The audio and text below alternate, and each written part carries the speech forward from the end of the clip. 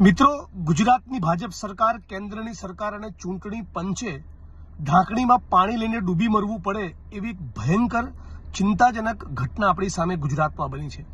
ગુજરાતના ગીર સોમનાથ જિલ્લાના અરવિંદ મૂળજીભાઈ વાઢેર નામના શિક્ષકે તાજેતરમાં આજે જ સુસાઇડ કર્યું છે અને એમણે આત્મવિલોપન કરતી વખતે જે ચિઠ્ઠી લખી છે એ ચિઠ્ઠીમાં લખ્યું છે સ્પષ્ટપણે કે મારાથી કોઈ પણ કાળે કોઈ પણ સંજોગોમાં સ્પેશિયલ ઇન્ટેન્સિવ રિવિઝન સરની કામગીરી થઈ શકે એમ ન હોય, છેલ્લે કોઈ વિકલ્પ ન બચતા થાકીને હારીને ત્રસ્ત થઈને હું આ આત્મઘાતી પગલું ભરી રહ્યો છું।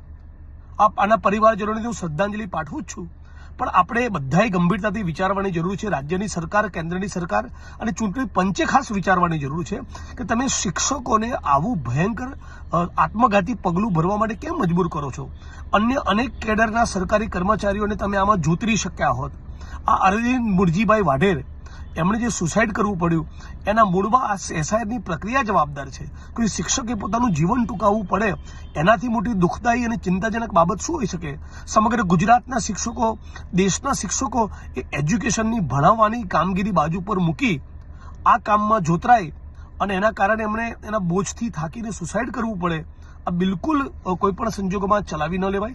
એટલે રાજ્યની સરકાર પાસે, કેન્દ્રની સરકાર પાસે, ચૂંટણી પંચ પાસે હું માગણી કરું છું કે બધા સાથે મળીને એકબીજાના સંકલનમાં નિર્ણય લો કે એસઆઈઆરની પ્રક્રિયા સંપૂર્ણપણે રદબાતલ કરવામાં આવે અને જો રદબાતલ ન થવાની હોય તો એની અવધિ વધારીને તમે 100 દિવસ કરો।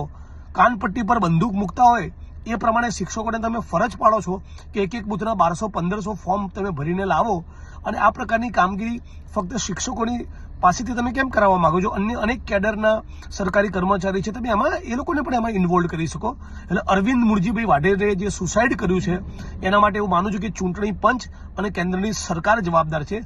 સમગ્ર ગુજરાત અને દેશના શિક્ષકોએ આ મુદ્દે જાગવું જોઈએ। આ બિલકુલ ન ચલાવી લેવાય એવી ઘટના બની છે।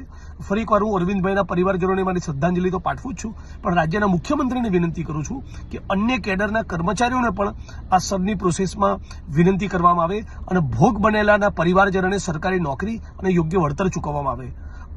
અરવિંદ મૂળજીભાઈ વાઢેર જે શિક્ષક મિત્રે સુસાઇડ કર્યું છે એને આપણે બધા સાથે મળીને એક ગુજરાતી તરીકે, એક દેશવાસી તરીકે આપણી શ્રદ્ધાંજલિ પાઠવીએ અને હું તો માનું છું કે આમાં કોઈકની લાયબિલિટી, જવાબદારી ફિક્સ કરીને એ યોગ્ય પગલાં પણ ભરવામાં આવે।